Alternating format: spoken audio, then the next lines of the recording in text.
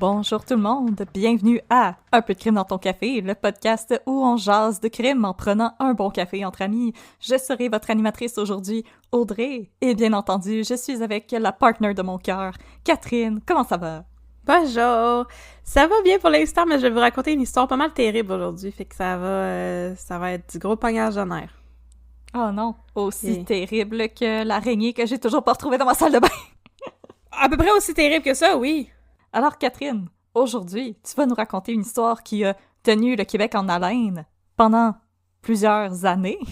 Ouais, pendant plusieurs années. Si je me trompe pas. Ouais. Fait que, oui, c'est une histoire qui a tenu le Québec en haleine pendant des années, puis ensuite qui a tenu le Québec en frustration pendant d'autres années. Donc aujourd'hui, j'ai décidé, fouillez-moi, là, je sais pas pourquoi que j'ai décidé de faire ça, mais j'ai regardé nos suggestions de cas, puis là, je me suis dit que il y a des cas qui sont comme vraiment gros, puis vraiment intenses, puis des affaires qui font vraiment peur.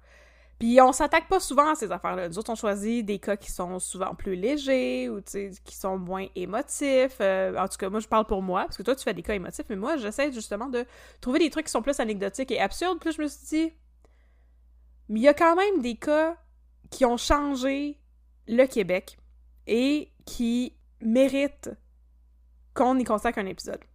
Absolument. Alors, c'est pourquoi j'ai décidé aujourd'hui de vous parler de Cédrica Provencher. On vous avertit. On va mettre un divulgateur tout de suite. On va mettre un divulgateur.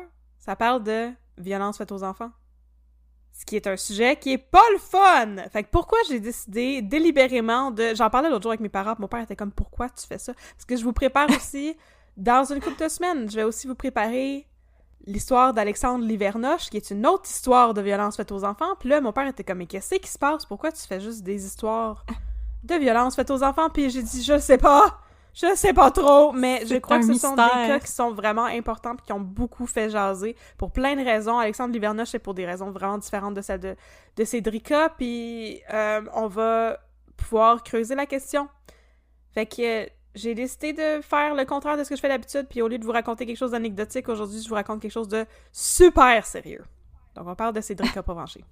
Parfait. Et en parlant de Cédrica Provencher, on va vous recommander un café, oui, pour que vous puissiez mettre du crème dedans. Oui. Alors, le café que je vous recommande aujourd'hui, c'est un café qu'on a obtenu via notre partenaire, le Roasters Pack, qui est, nous vous le rappelons, un service d'abonnement qui vous livre du café une fois par mois. Vous recevez 3 sachets de café dépendamment de vos préférences. Vous pouvez avoir torréfaction foncée, mi-foncée, torréfaction brune. Vous pouvez choisir déjà moulu, pas moulu si vous aimez ça vous faire des bras.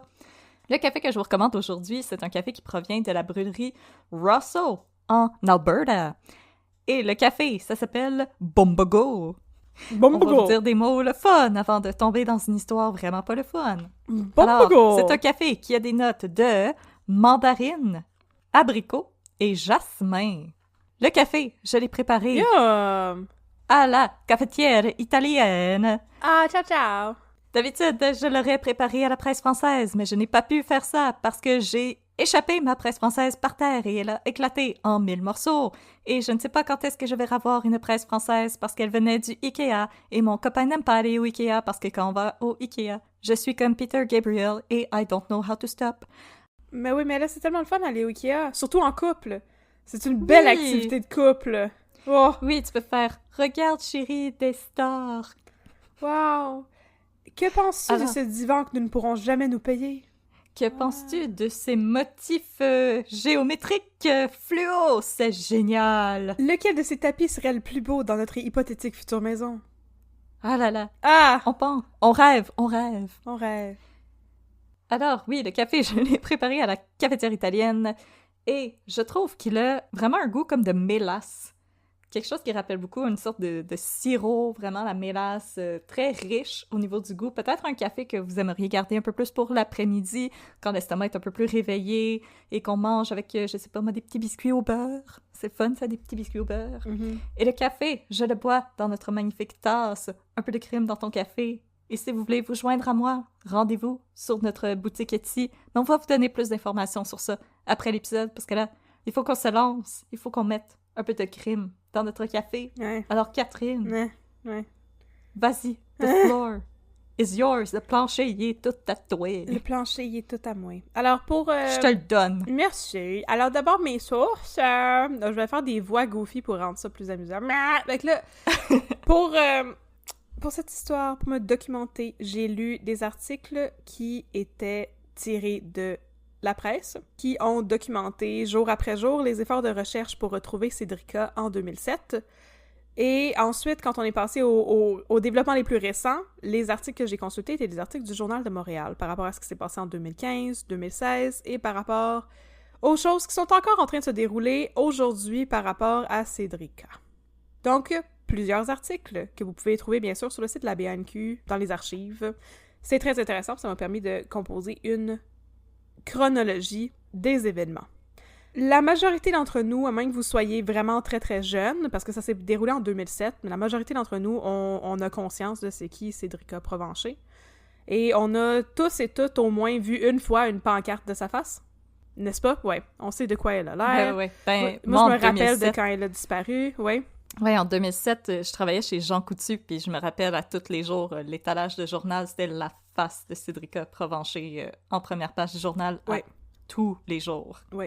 Sa famille a travaillé vraiment fort pour qu'elle reste dans les médias pendant longtemps, puis on va en reparler. Donc, notre histoire commence le mardi 31 juillet 2007 à 21h. La famille de Cédrica Provencher déclare sa disparition à la sécurité publique de Trois-Rivières. Cédrica était censée rentrer à la maison à 20h ou 20h30, les sources se contredisent là-dessus, mais elle n'est jamais revenue. Elle avait disparu, vraisemblablement aux angles des rues Deschenaux et Chapet, dans le quartier paisible de Saint-Jean-Baptiste de La Salle. Elle habitait à Trois-Rivières. Lors de sa disparition, elle portait une jupe verte, des sandales et une montre. Elle avait aussi une clé à son cou et un collier avec un imprimé qui disait « Star Academy ». Oh! Ouais, j'essaie de faire des voix niaiseuses pour vous détourner du fait que Cédrica n'avait que 9 ans. Il était tout pour petit. vous donner un peu de répit, chers auditeurs. C'est très possible que je pleure en racontant cette histoire, je vous avertis déjà. C'est correct, j'ai pleuré pendant l'île de Mascotte. OK. La famille de Cédrica est bien sûr absolument bouleversée quand elle contacte la police. Le père de Cédrica se nomme Martin Provencher. Lui et la mère de Cédrica sont séparés. La mère, Karine Fortier, elle a un nouveau conjoint. Et Cédrica, elle a aussi une sœur qui s'appelle Mélissa. Et c'est Martin Provencher qui va être le visage de la famille dans les médias pendant les semaines suivant la disparition, même les années suivant la disparition de Cédrica Provencher. Sa mère, elle, a toujours resté un petit peu en retrait parce qu'elle disait que c'était trop difficile pour elle d'en parler. Je comprends ça. Puis là, la sécurité publique de Trois-Rivières, là, ils n'ont pas niaisé avec le POC et des recherches sont organisées immédiatement, là, au milieu de la nuit, le 31 juillet. La sécurité publique ainsi que la famille et des bénévoles cognent aux portes de tous les voisins et ratissent le quartier. On cogne à toutes les maisons, on prend des témoignages, on réveille le monde. Parlez-nous. Réveillez-vous! Mais il n'y a pas de traces de Cédrica. Et dès le lendemain, le 1er août, il y a une mobilisation monstre. Il y a un total de 175 bénévoles qui sont réunis pour faire une fouille des environs. Le groupe de bénévoles et la police fouillent un rayon d'environ 1 km autour de l'endroit où la petite a été vue pour la dernière fois, soit le coin des rues Deschenaux et Chapet. Dès cette nuit-là, donc la nuit du 1er août, il y a 50 policiers qui sont présents en permanence, en plus de bénévoles spécialisés en recherche et en sauvetage. Il y a aussi un hélicoptère et des bateaux qui vont fouiller les environs, parce que c'est Trois-Rivières, il y a de l'eau, bien sûr. Éventuellement... ça tombe. Quel bon nom! Bon, Comme asbestos! Il y a de l'asbestos, c'est normal fun. La première chose qui est retrouvée, c'est la bicyclette de Cédrica. Elle est retrouvée derrière un conteneur à déchets sur la rue Dupuis, puis elle avait été amenée là par un groupe de jeunes qui l'avaient trouvée au coin Chabanel et Chapet à 20h30 le soir de sa disparition, puis qui avait volé son vélo puis qui est allé le domper ailleurs. Ah, OK. Ouais. J'allais dire, ramène-le. Ramène-le. Mais ils savaient pas à ce moment-là, c'était le soir même de la disparition, tu sais. Une maudite gang de petits pommes! Alors, le 3 août, soit 3 jours après la disparition de Cédrica, la Sûreté du Québec, la SQ, prend la relève. Puis là, il y a une mobilisation de 50 policiers et 350 bénévoles qui viennent du coin. Les bénévoles se relaient au Colisée de Trois-Rivières. Yeah. Et là-bas, on leur distribue des collations, puis on les brief sur les endroits qui vont être à ratisser, puis ils vont faire des battues, puis ils vont parcourir les rues, les fossés, les bois et même les berges de la rivière Saint-Maurice. La police reçoit une centaine de types par téléphone sans résultat. On fouille aussi les égouts, juste au cas où. Donc, ils ont vraiment tout fouillé. Puis, dès le 4 août, la photo de Cédrica tapisse les panneaux publicitaires de la province. Donc, immédiatement, il y a comme une grosse campagne de médiatisation autour de ça qui s'est organisée. Là, il fallait la retrouver le plus rapidement possible, puis tout le monde ne parle que de ça. Ah oui. Les gens là, qui étaient... Surtout les gens dans nos âges, là, je pense qu'on va s'en rappeler. Oui. À ce stade-ci de l'enquête, la police recherche un homme qui aurait approché une seconde petite fille quelques jours auparavant pour lui demander de l'aider à retrouver un petit chien égaré. Oh, j'aime pas ça. Ouais. Stranger danger. Le 5 août, on est rendu à des centaines d'appels et des dizaines de rencontres avec des témoins potentiels. Il y a eu des maîtres chiens qui sont venus, des plongeurs, des hélicoptères, des fouilles d'égouts, de sous-bois, de falaises. La police a validé tout ce qu'elle a reçu à son numéro 1-800 sans aucun résultat jusqu'à date. Et là, il y a un témoin qui se manifeste. Il y a un témoin qui vient déclarer à la police qu'il a vu la fillette, Cédrica, peu avant sa disparition. Elle aussi cherchait un petit chien, noir et blanc. Il y a dans le secteur 75 prédateurs sexuels, 75 pédophiles qui sont répertoriés. La police va aller tous les interroger. Est-ce que c'est beaucoup pour un... J'en ai aucune idée. OK. J'en ai vraiment aucune idée. Mais c'est ça, à ce stade-ci, la police, ils ont comme... Là, je réalise que j'ai mal fait mon script, là, mais la police, ils avaient compris qu'il y avait possiblement un lien entre la personne qui approchait le monde pour trouver des petits chiens puis ce qui est arrivé à Cédrica. OK. Fait que là, à partir du lendemain, le 6 août, l'enquête tourne de plus en plus autour de cet individu louche qui aurait approché Cédrica pour lui demander de l'aide pour trouver un chien. Il y a une troisième petite fille qui se manifeste pour dire qu'elle aussi, elle a été approchée par un homme une journée avant la disparition de Cédrica. Puis il y a aussi un citoyen qui vient témoigner comme quoi il a vu une petite fille qui cherchait un chien le soir de la disparition de Cédrica. Mais le hic, c'est que la description de la petite fille ne correspond pas aux descriptions des 3 premiers témoins, des 3 premières petites filles. Donc Cédrica et les 2 autres qui se sont manifestés. Ça nous signale que la personne a probablement approché d'autres enfants aussi, sous prétexte de leur demander « j'aurais besoin d'aide pour trouver un petit chien ». Oh, j'ai des frissons de dégoût. Puis le re-hic, c'est que il y a un nouveau témoin qui vient dire qu'il a vu Cédrica, qui cherchait un chien, mais à 4 km du secteur où elle a été vue pour la dernière fois. Puis ça vient considérablement élargir le périmètre de base qui a été établi par la SQ. Là, on cherchait pas dans ce coin-là, pantoute, là. C'est immense, 4 km pour une petite fille à vélo. Oui, effectivement. Ou à pied, parce que son vélo a été retrouvé. Oui. Fait que ce que la SQ pense, c'est que, la personne qui visait des petites filles avait un périmètre d'opération qui était beaucoup plus gros que ce que eux autres ont présentement. C'est peut-être pas nécessairement Cédrica qui a été vue à 4 km. C'est peut-être une autre petite fille. OK, ouais. Ce serait peut-être une 4e petite fille qui a été en contact avec le même homme. Puis la police cherche activement à parler à la petite fille. À ce stade-ci, il y a plus de 1000 rencontres qui ont été faites, 500 types qui sont arrivés par la ligne 1-800, et il y a une équipe de 30 enquêteurs de la SQ qui travaille là-dessus à temps plein. Une semaine après la disparition de Cédrica, il y a un total de 247 articles qui ont été écrits à propos de Cédrica. C'est devenu un véritable phénomène médiatique. Donc c'est partout, tout le temps, dans les médias, les journaux, à la télé. Comme je l'ai déjà mentionné, c'est Martin Provencher, le père de Cédrica, qui était le visage de cette campagne-là. C'est lui qui faisait des conférences de presse, c'est lui qui parlait de Cédrica dans les médias. Là, ils sont désormais 60 enquêteurs de la SQ qui travaillent d'arrache-pied pour retrouver Cédrica, fait qu'ils ont doublé l'équipe depuis les jours précédents. Leur quartier général est installé au sous-sol de l'école Jacques-Buteux à Trois-Rivières, qui est située au 555 rue Maurice L. Duplessis. J'aime ça donner des adresses, moi. Maurice Duplessis. Yeah! La police a enfin réussi à parler à la 4e petite fille, celle qui aurait été vue à 4 km. Et la police n'a toujours pas, malgré tout ça, la police n'a toujours pas réussi à identifier l'individu louche qui aurait demandé à des petites filles de chercher un chien. Mais la police commence quand même à élaborer un portrait robot de ce possible ravisseur d'enfants à partir du témoignage des 3 fillettes qui se sont manifestées. Le 9 août, les bénévoles continuent à faire les battues puis à ratisser les environs. Et il y a des items louches qui sont repérés. Donc, il y a 200 bénévoles qui ont répondu à l'appel de la famille Provencher qui leur demande de ne pas abandonner les recherches, même si ça fait une semaine déjà. Parce qu'une semaine, on s'entend que, je vais vous en reparler un petit peu plus tard, mais une semaine en termes de kidnapping d'enfants, là, t'as plus beaucoup d'espoir, malheureusement. C'est très, très long. Non, mais je veux dire, au moins trouver quelque chose, ça aide aussi pour la suite des choses. Ouais. Je veux dire. Ouais.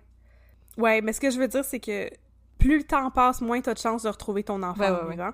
C'est ça. Fait qu'à une semaine, là, ça fait déjà... Elle pourrait être très loin si elle était encore vivante, Cédrica, puis sinon, ça fait longtemps qu'elle est décédée. C'est ça, les statistiques vont dans ce sens-là. Il y a un boisé de 2 km qui est ratissé au nord de Trois-Rivières dans un nouveau périmètre de sécurité qui a été établi par la police parce que là, ils élargissent leur périmètre. Et puis là, c'est là qu'il y a des objets bizarres qui n'ont en apparence rien à voir avec Cédrica, mais qui sont vraiment weird, qui commencent à être trouvés. Donc, dans le champ, random, là, dans le boisé puis dans le champ, ils trouvent des vêtements de femmes, des maillots de bain, des robes et même des sous-vêtements d'enfants. J'aime pas ça. J'aime pas ça non plus. J'aime pas ça. Les bénévoles tombent aussi sur du matériel pornographique, des magazines, une chaise et un matelas. Puis tout ça, apparemment, il aurait jamais été capable d'établir des liens entre cette découverte-là et la disparition de Cédrica. J'aime de moins en moins ça. Je sais, c'est quand même pas une belle affaire sur laquelle tomber quand tu fais ta battue, là. Fait que là, il y a plusieurs rumeurs qui circulent à ce moment-là. La petite aurait été retrouvée dans le secteur de Pointe-du-Lac, ou près du boulevard Saint-Michel, ou dans le secteur de Cap-de-la-Madeleine. Donc il y a plein de rumeurs qui circulent, qui viennent toutes dérouter la police, mais ce sont des fausses rumeurs. Le 10 août, Martin Provencher, le père de Cédrica, reçoit la visite de 2 autres pères qui ont perdu leur fille. Michel Surprenant, le père de Julie Surprenant, et Pierre-Hugues Boisvenu, le père de Julie Boisvenu. Donc, Julie Surprenant est aussi une jeune fille qui a été kidnappée, et Pierre-Hugues Boisvenu, sa fille, a été assassinée. Donc, les deux, ils sont venus témoigner leur soutien puis leur support à Martin Provencher. Puis, est-ce que les jeunes filles avaient à peu près les mêmes âges? Non, ils étaient plus vieilles. OK. Donc, Julie Surprenant a été kidnappée, elle a disparu quand elle avait 16 ans. Elle n'a jamais été retrouvée, mais il est allégué qu'elle a été assassinée. En fait, il y a quelqu'un qui a confessé ce crime-là sur son lit de mort. Super le fun. Et Julie Boisvenu, elle, a été enlevée et séquestrée et abusée. Elle avait 27 ans, elle a fini par être assassinée. Donc, les pères de ces filles-là sont venus témoigner leur compassion et leur soutien à Martin Provencher. Pendant ce temps-là, la SQ est en train de discuter la possibilité d'appeler l'armée à la rescousse. Mais ils jugent que pour l'instant, c'est pas nécessaire. OK. Pourtant, je savais pas que l'armée pouvait venir à la rescousse pour ça. Ouais, ben c'est pour élargir leur périmètre d'action, tu sais. Okay. Puis l'affaire, c'est que c'est dommage parce que la SQ aurait pu bénéficier de l'aide de l'armée. Apparemment, ils avaient oublié avant le 10 août de faire parvenir la photo de Cédrica aux autorités frontalières. Fait qu'ils n'ont pas fait d'alerte Amber. Ils n'ont pas fait d'alerte Amber. Puis en tout cas, ça aurait rien changé. Mais ça aurait pu être une erreur assez dramatique. Ouais. Là, le 11 août, il y a un revirement de situation super funky.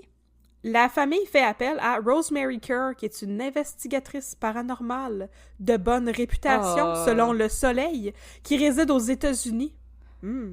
Selon Martin Provencher, la famille n'a rien à perdre à faire valider les informations par cette médium de renom. Mais c'est ça, vous savez ce que je pense de ça, moi, les médiums? Je comprends pas trop pourquoi ils ont fait ça, mais en même temps, je comprends qu'ils sont assez désespérés à ce stade-ci, là. Non, je comprends qu'on veut des réponses, mais comme, dans le fond, il y a eu des cas... S'il y a des gens parmi vous qui regardent John Oliver, vous savez qu'il y a des instances où les médiums ont fait dérouter les enquêtes de la police, où c'est déjà arrivé aussi une jeune femme qui s'était fait kidnapper, et chez son kidnappeur, le kidnappeur l'avait laissé regarder la télé, puis elle a vu une médium dire à sa mère qu'elle était morte. Ouais. Fait que les médiums, proceed with caution. Ouais. Je comprends, on veut des réponses, je comprends le stress, l'angoisse, le désir de savoir qu'est-ce qui s'est passé, mais comme... Ouais. Pendant ce temps-là, ils commencent à organiser des levées de fonds aussi, parce que veux pas, ça coûte très cher, tous ces efforts de recherche-là. Fait qu'il y a 150 marcheurs qui amassent des fonds pour que la recherche pour retrouver Cédrica se prolonge.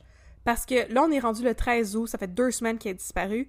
Puis malheureusement, la SQ peuvent pas rester là dans un quartier général indéfiniment, là, à juste organiser des battues sans arrêt.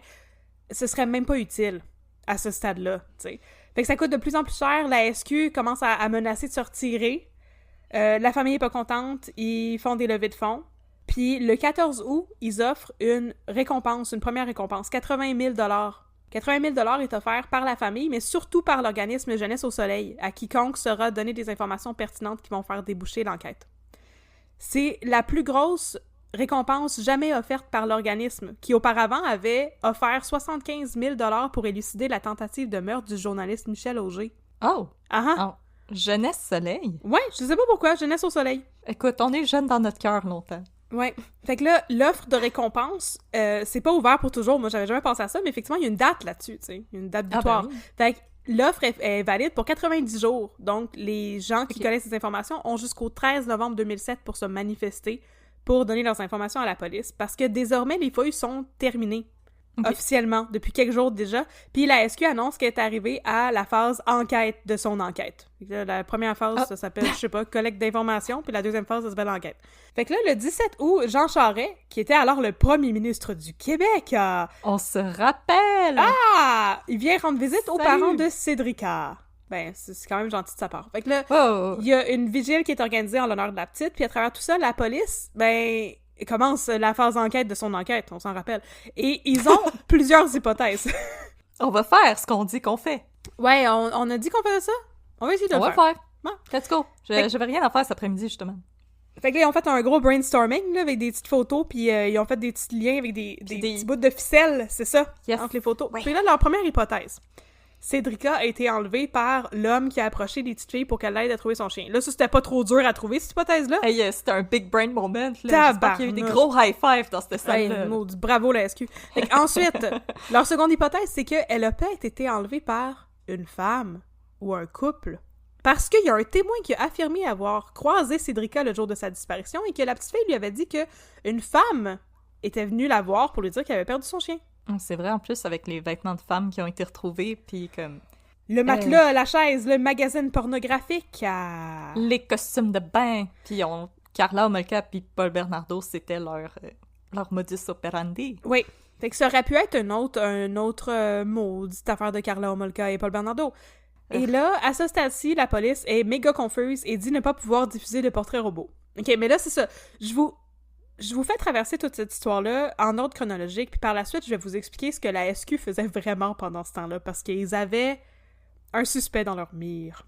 Non, on n'est pas encore arrivé là. Qui se sont perdus. Non, tout ce temps-là, ils avaient un suspect dans leur mire, et en fait, le suspect, il arrive très, très, très bientôt, là. Ils vont zero in sur quelqu'un bientôt. Puis là, ils ont l'air de faire n'importe quoi, là, mais la SQ, ils ont travaillé très fort là-dessus, on veut pas dire du mal des autres. Fait que là, le 23 août, l'enquête prend une nouvelle direction parce que la police a reçu des renseignements crédibles la portant à croire que Cédrica est toujours vivante et se trouve dans l'est du Québec. Ça, c'est assez troublant. Je vais vous lire le témoignage du monsieur, là. Donc, l'homme qui a contacté la police avec ses renseignements s'appelle Fernand Slight et il dit qu'il est convaincu d'avoir vu Cédrica avec d'autres enfants et un couple à une station-service de la rue 185 près de Rivière-du-Loup. OK, voici son témoignage. C'est loin. C'est très loin. C'est très loin de Trois-Rivières. Alors, voici son témoignage que j'ai pris dans Le Soleil, l'édition du 24 août 2007. Il était 4h30 dans la nuit du 15 août lorsqu'une Jeep bleue immatriculée au Nouveau-Brunswick en direction de Rivière-du-Loup s'est arrêtée pour faire le plein. En me dirigeant vers la... Nouveau-Brunswick? Ouais. Oh my God. Puis il roulait en direction de Rivière-du-Loup.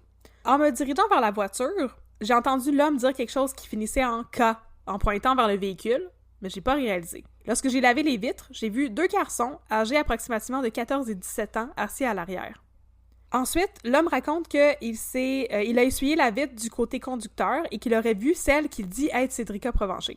Il dit, le monsieur Fernand Slight, et je cite, « Les poils m'ont frisé sur les bras. J'ai gardé mon calme puisque le conducteur se tenait très près de moi. La femme qui l'accompagnait marchait rapidement dans le stationnement. Les larmes coulaient de ses yeux comme de l'eau. » Il parle de la petite fille dans l'auto. Elle avait le visage blanc, l'air épuisé, et me fixait comme si elle voulait me dire de la sortir de là. Elle avait une douillette blanche avec des personnages imprimés montés jusqu'au cou. J'ai eu l'impression que lorsque je suis avancée, l'un des jeunes s'est penché comme s'il voulait la camoufler. Le cœur me débattait. Fin de la citation de Fernand Slight. Donc, la police accepte d'enquêter de ce côté-là, mais refuse de se prononcer d'emblée. Et puis là, le 27 août, la famille voit bien que les pistes s'étiolent, puis que la SQ, ils travaillent pas assez vite à leur goût, fait qu'ils font un appel public à Claude Poirier, le journaliste d'enquête, pour avoir son soutien. Et ils souhaitent que la personne détenant la clé du mystère le contacte, parce que lui, c'est une figure publique. Fait que si vous connaissez quelque chose, contactez Claude Poirier. Une nouvelle vigile s'organise le 29 août à l'anniversaire de Cédrica. Donc, ça aurait été son 10e anniversaire. La vigile réunit environ 400 personnes au parc portuaire de Trois-Rivières. La rentrée scolaire est à nos portes à ce moment-là, mais elle va se faire sans Cédrica. OK, fait que là, c'est maintenant que je vous raconte mes statistiques vraiment poches concernant les kidnappings d'enfants. Yeah! Donc là, on va faire... Megan avait initié cette chronique dans son épisode sur Earl Jones, donc c'est Histoire de crime. J'ai des statistiques pour vous concernant les disparitions d'enfants. Ça vient du réseau Enfants Retour, qui est une organisation sans but lucratif qui assiste les parents dans la recherche de leurs enfants disparus et contribue à la diminution des disparitions d'enfants en éduquant le public. Je les cite. En 2006, on a rapporté 7317 cas de disparition d'enfants au Québec. De ce nombre, 5300 étaient des fugues, en majorité des jeunes de 14 à 17 ans. Les parents sont à l'origine de 66 cas d'enlèvement. Seulement 11 enlèvements ont été commis par une personne autre que les parents. On relève que 1358 cas de disparition demeurent inexpliqués. Fugues, accidents, pertes, enlèvements, etc. Parmi les enfants disparus, 65% sont retrouvés dans les premiers 24 heures et 85% en moins d'une semaine. Parmi les mineurs enlevés par un étranger, 80% sont des filles de 12 à 17 ans.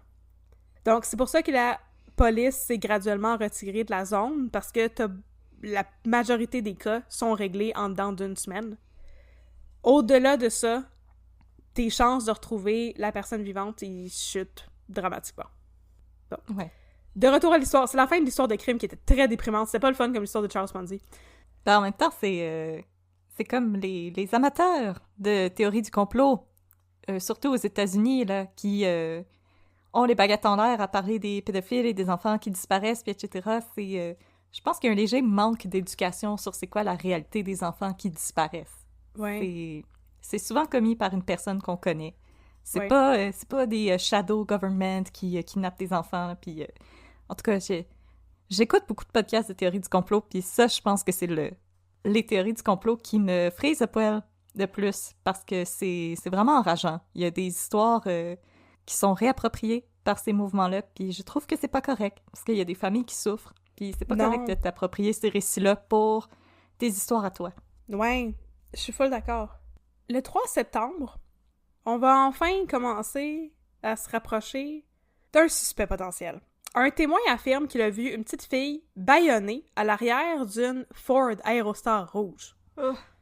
La piste est abandonnée le 13 septembre, quand la police décide que la piste n'était pas probante, et se concentre plutôt à trouver une Acura TSX 2004 rouge à la place. Est-ce que c'est deux autos qui se ressemblent? Mais moi, si tu me dis comme une auto rouge puis une auto rouge, comme « Ah, c'est la même affaire ». Non, c'est pas la même chose. Une Ford Aerostar, c'est une minivan. Mais là, la police, entre-temps, a reçu des informations comme quoi il y aurait une auto, une Acura TSX rouge, qui aurait été vue dans le secteur où Cédrica a été aperçue pour la dernière fois. On cherche le conducteur du véhicule, qui serait un homme âgé entre 30 et 40 ans, francophone et de carrure moyenne. L'inspecteur Martin Prudhomme de la SQ nous rassure. Si on avait été capable de diffuser l'information avant, on l'aurait fait. Ça fait longtemps qu'ils ont reçu cette information-là, puis qu'ils essaient de la corroborer. Oui, on a pris 5 semaines avant de diffuser l'information. Par contre, on voulait être sûr qu'on parlait du bon véhicule. Parce qu'effectivement, il y a comme une grosse marge de manœuvre entre une minivan rouge puis une Acura TSX 2 portes. Ouais, c'est pas la même chose. Même moi, je suis capable de dire la différence. Fait que là, la police affirme que l'enquête avance et qu'elle a désormais la certitude raisonnable d'affirmer qu'une Acura TSX 2004 rouge serait liée à la disparition, ou plutôt à l'enlèvement de la petite Cédrica. Là, c'est la première fois qu'on parle officiellement d'un enlèvement. L'appel circule désormais régulièrement dans les journaux. On cherche une Acura rouge. Elle a 4 portes, 4 portes, manuelles, les poignées chromées, les vitres teintées. C'est apparemment un modèle de voiture qui est assez rare puisque les Acura TSX sont d'habitude équipés d'une transmission automatique. Là, c'est une Acura rouge manuelle en plus. Selon la SQ, il y a une trentaine de véhicules de la sorte qui ont été vendus au Québec et une cinquantaine en Ontario. C'est pas beaucoup. C'est pas beaucoup. Ça réduit beaucoup le bassin. Et là, le père de Cédrica passe à Tout le monde en parle le 13 septembre 2007 et en ondes, il va parler de cette voiture-là. Il va aussi implorer sa petite de désobéir à son kidnappeur pour lui échapper, si c'est possible. Oh my God. Je sais. Dans les semaines qui suivent, dans l'espoir de raviver la mémoire des potentiels témoins, il y a un ami de la famille Provencher qui va louer une voiture identique à celle qui est recherchée et va la stationner à divers endroits dans le quartier où a disparu la petite, pour ensuite aller poser des questions aux voisins. Aviez-vous déjà vu une voiture comme ça, quand Cédrica s'est fait enlever?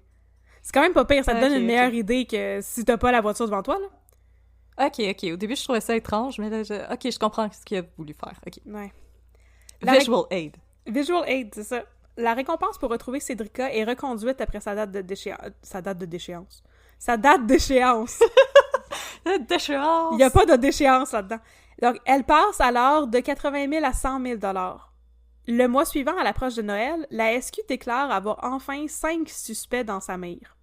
Selon Martin Prudhomme, inspecteur et patron de l'escouade des crimes contre la personne, il s'agit là de 5 sujets d'intérêt sérieux qui sont soit très familiers avec la région de Trois-Rivières ou qui connaissent bien le secteur dans lequel la fillette a été kidnappée.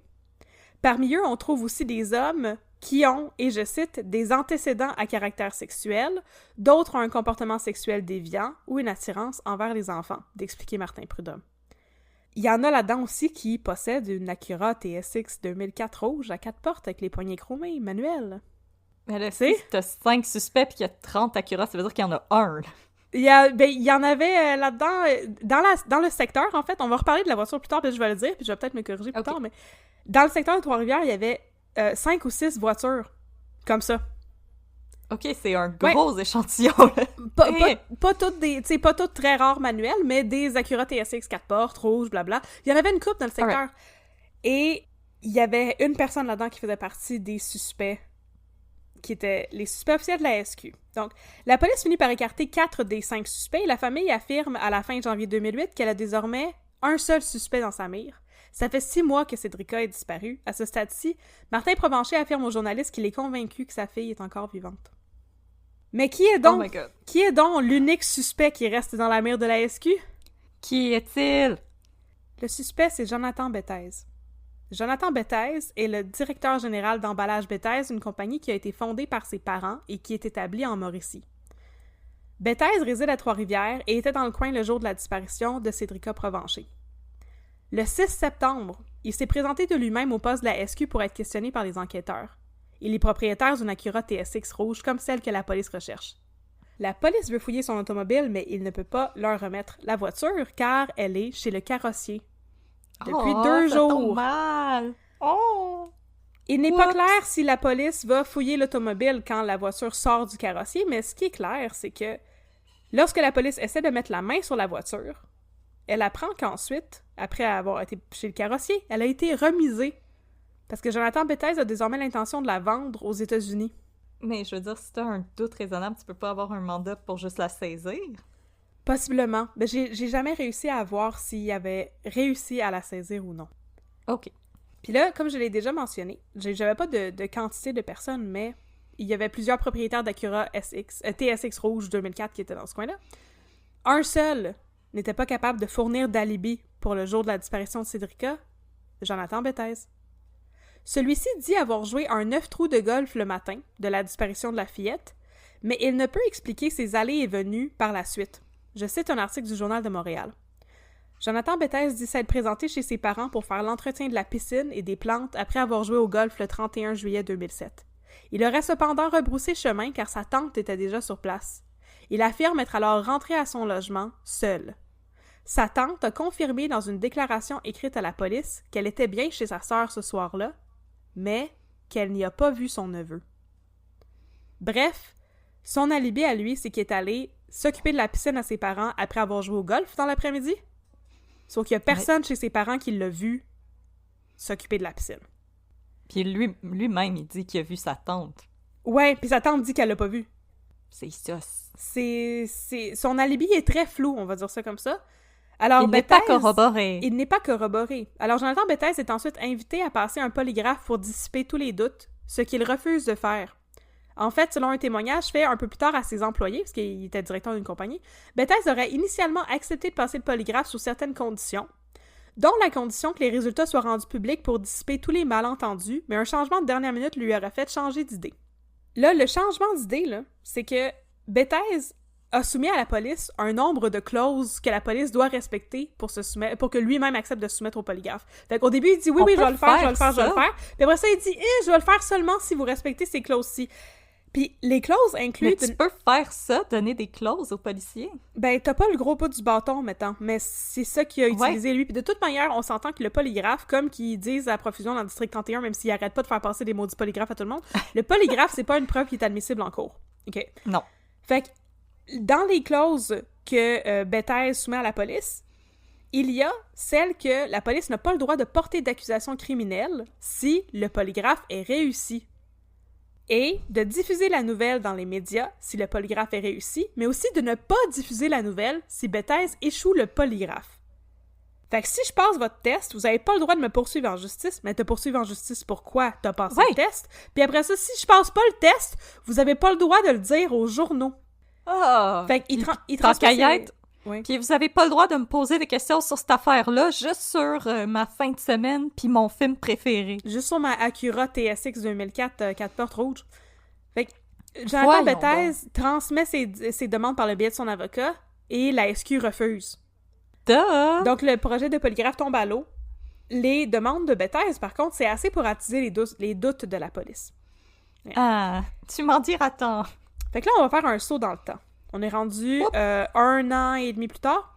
Le 2 juin 2009, Jonathan Bethes reçoit une visite ben le fun. Il y a un homme qui se présente chez lui pour lui offrir de remplir un sondage et, en échange, d'être éligible pour gagner un concours, en plus de recevoir un gratteur instantané. Hey! Oh my God! Oh my God! Fun! Oh my God! Ça, puis un télégramme chanté, là, c'est des visites vraiment le fun. Jonathan Bethes, il est pas tweet, il veut bien sûr participer au concours, fait que là, il donne ses infos, puis il apprend quelques semaines plus tard Je veux gagner un voyage! Il a gagné un voyage, tu comprends même pas? Il a gagné... Ben, il est tombé chanceux! Un séjour à l'hôtel Fairmount à Mont-Tremblant avec des parties de golf, puis le casino. Oh my God! Fait que là, voyons ton maudit chanceux avec des belles vacances. Hey! Fait que là, le 31 juillet 2009, il se fait ramasser en limousine chez lui, puis il est amené à l'hôtel Fairmount. Puis là-bas, il rencontre les autres gagnantes du concours, tu sais. Ils sont... Je pense qu'ils sont genre... c'est incroyable! C'est incroyable! Je pense qu'ils sont comme un foursome, parce qu'ils passent tout le week-end à jouer ensemble au golf et à parier au casino. J'avais écrit à parier au casino. Blablabla. Yo, casino! Hello. Comment ça va? OK, sauf que... casino! Il se passe des choses weird pendant le week-end, par exemple. Une chose weird. Bon, d'abord, il y a un fantôme dans sa chambre. Non. Une fois que je vais te dire c'est quoi la chose weird, tu vas regretter d'avoir dit ça. C'est pas ça partout, c'est bien plus triste que ça. À un moment donné, Jonathan Bethes roule avec un autre dude qui s'appelle Jean Hamelin dans une voiture de golf. Il passe devant une maison, puis il y a un enfant en bikini qui est en train de jouer, tu sais, dans la cour ou dans la maison, c'est pas trop clair. Elle doit avoir comme 10 ou 12 ans. Puis là, Jonathan Bethes, il dit à Jean Hamelin, « As-tu vu le bikini? » Puis Jean Hamelin, il répond pas. Non! Puis après une petite pause, Jonathan Bethes ajoute, « Elle est un peu jeune. » Je donne un coup de roue, puis whoop, je t'ai reculé dessus, puis whoop, je t'ai avancé dessus. Juste par souci de transparence, ça c'est dans un article sur Radio-Canada, si vous voulez aller lire ça. Donc, malgré ça, Jean Hamelin va se lier d'amitié avec Bethes, puis ils vont devenir des buddies de golf. Fait que là, le 5 août 2009, ils vont jouer au golf et manger au restaurant, toujours dans la région de la Mauricie. Puis à un moment donné, Bethes commence à se confier... Le bar à pain du Pacini. Du Pacini. Puis là, à un moment donné, pendant qu'ils sont au bar à pain du Pacini, probablement, Bethes commence à se confier sur ses problèmes d'argent. Il dit qu'il joue au poker 3 à 4 heures par jour et qu'il a perdu 20 000 $ le Noël précédent en gambling. À Noël! À Noël, en plus de tout ça, c'est comme mourir en vacances, ça. Ben voyons donc, Noël, c'est fait pour manger des petites saucisses dans sauce VH puis déballer des cadeaux. Oui. Fait que là, pour Jean Hamelin, là, l'argent, là, c'est pas un problème. Pantoute. Oh, c'est un big shot. Puis ça paraît vite, déjà, tu sais. Il invite Jonathan Bethes à jouer au golf, puis il paye le souper puis tout. Le 26 octobre 2009, soit après plusieurs mois de game de golf, de souper au resto, principalement chez Pacini, puis de sorties de fun entre buddies, Hamelin est au restaurant avec Jonathan Bethes, puis un autre homme qui les approche. L'homme vient remercier Hamelin pour tout ce qu'il fait pour lui, Puis il remet un porte-document qui contient 20 000 $. Dans un porte-document? Ouais. Je sais pas pourquoi dans un porte-document.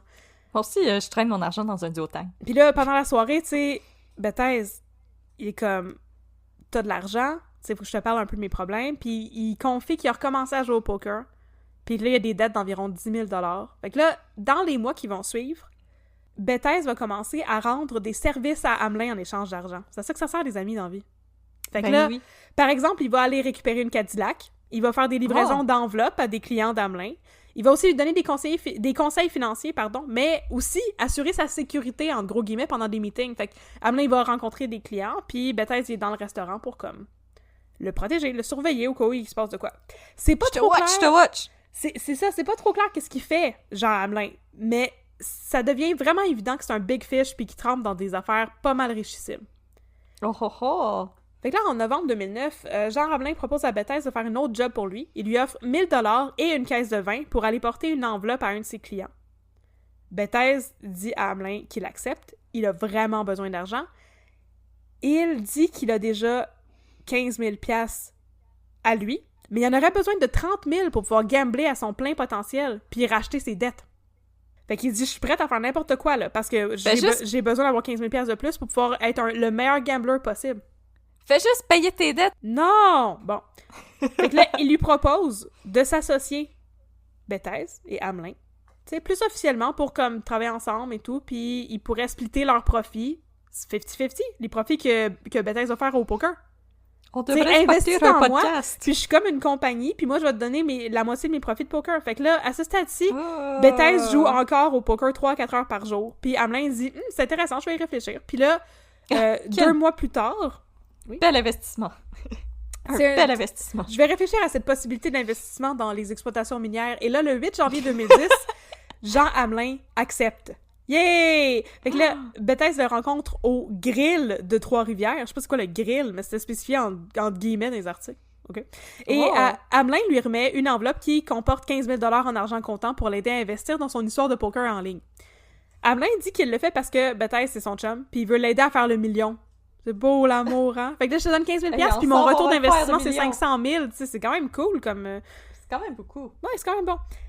Sauf que, il fait pas juste ça de bonté de cœur, OK? Bethesda, en échange, va devoir aider Hamelin quand celui-ci aura besoin de faire des livraisons ou des choses du genre. Fait qu'il, tu sais, il va continuer à faire le même genre de job qu'il faisait pour lui avant, là, comme bouger des Cadillacs, puis tout. Et Bethesda va justement... Le grill? Oui? Le grill, c'est quand même... 5 étoiles. Ça s'appelle le grill? 3 signes de piastres. Ouais. Oh my God! 5 étoiles, 3 signes de piastres sur Yelp. On n'y aise pas, là. Mais je l'ai dit, il était riche, Jean Hamelin. Mais t'as le grill et le grill express pour les gens pressés. Pour le monde riche et pressé. Exactement. Parce qu'il brasse des grosses affaires. Oh! Alors, Jonathan Bethesda va continuer à aider Hamelin jusqu'au mois d'août 2010 en faisant des petits travaux, des livraisons, de la sécurité. Puis, il va finir par prendre ses distances parce que les projets de Jean Hamelin sont de plus en plus intenses. Là, Hamelin, il veut investir dans des projets immobiliers avec des investisseurs étrangers. Il fait livrer des fausses cartes de crédit par l'entremise de Bethesda. Puis là, Bethesda, c'est comme, oh, ça s'en vient de plus en plus élevé, là, tu sais. On vire de plus en plus dans la criminalité. C'est ça. Fait que là, le 18 août 2010... des actions criminelles! Fait que le 18 août 2010, Jonathan Bethesda rencontre Jean Hamelin pour la dernière fois, puis il lui redonne 13 000 $, qui étaient les 13 000 qui lui restaient à rembourser, parce qu'il faisait des petits travaux pour payer sa dette. C'est ça. Puis il lui explique que c'est trop pour lui, tu sais. Puis par la suite, les hommes n'auront plus de contact. Fait que c'est bien dommage, c'est la fin d'une belle amitié. Hein? C'est donc une belle amitié, hein? Qu'est-ce que t'en penses? Je suis triste. Il y a plus d'amis. Sauf qu'il y avait jamais d'amis, parce que c'était pas une vraie amitié.